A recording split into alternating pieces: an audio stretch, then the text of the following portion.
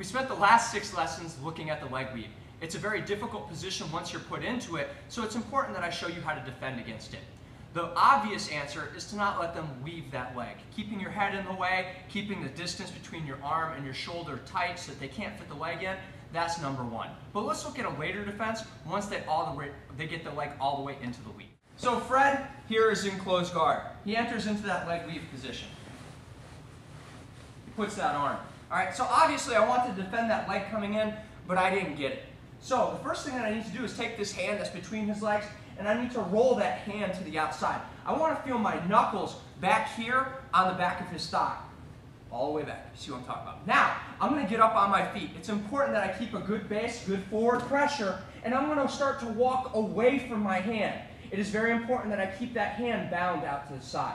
Once I start to walk, I am going to control the head, and I'm going to switch my hips. We'll see it again better in another angle in a second. Once I get here, I have a number of options. If I can step over top of the legs and I can back step, that's great. If I can't do that, I will turn my hand over. I'll cow bite right there on the back of that thigh, grab it. I'm going to push him back up on his lower back. And you can see that my pelvis and my belly button is faced away from him. Do not let it angle towards the floor. You will get swept over. From here, you can walk those hands up, and it'll put a lot of pressure on those fingers. That transition of breaking that grip may take 30 seconds, but maintain your base by keeping your pelvis pointed away from them, your belly button pointed away, not towards the floor, and slowly walk those fingers up, putting a lot of pressure on the fingers. So Fred enters into that leg weave position. Hand towards the back of that thigh, right? I'm up off of my knees, putting good pressure forward. I'm going to walk around. I'm going to duck that shoulder to the inside. If I can, I want this arm up, either cross-facing or over top of the head. From here, I am going to walk those fingers over. Now you can see that that leg is up. This is a little bit different than last time, so I'm going to have to stay in this position. I like to bring this leg up, keeping my hips back. If you come here, he is going to end up taking you over, so it's important that we stay here. I'll walk those fingers up, and once I bind, I can lift with my elbow, and that will be the other end of that lever. So I walk my fingers up, grab, and then I'll lift with my elbow. If that doesn't work, walk more with my fingers, more, up, more. Let's look at that first angle again, because I really want you to focus on that cow bite and how I walk my fingers up. Uh-oh. He's in that position. Automatically, fingers out. I couldn't get it all the way to the back of the thigh. That's okay, but the hand cannot stay inside. From here, I'm going to walk. I'm going to drive that shoulder. You see how I reverse my pelvis? From here, I bring that arm over. Now watch how I walk that hand up. From here, I like to walk those fingers up as high as I can until his hand binds in the back of his own knee. From here, I can start to lift with that elbow. If that grip doesn't break, I lift, I drop my elbow again, I walk my fingers back up, and I lift. He let go on the first time, but you'll see what I'm talking about. Here and lift. If you can't get it from there, it is okay to start pulling his hips over and starting to move into mount.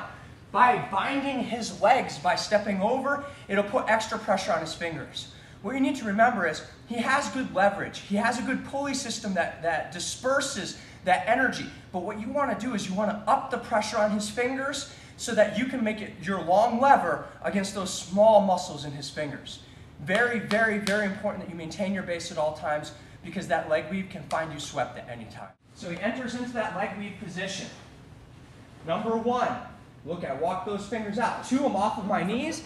I turn, and I switch my hips. I'm going to turn that hand over. Awesome. I'm going to bring that arm over top of the body, walk my legs up. You see that I've got that cow bite, but I don't have enough pressure to break his grip yet. So I'm going to walk that up. I'm going to walk that up all the way into that pressure of his knee. Oh, I didn't get it. That's okay. I walk, up. I didn't get it. There's no problem here.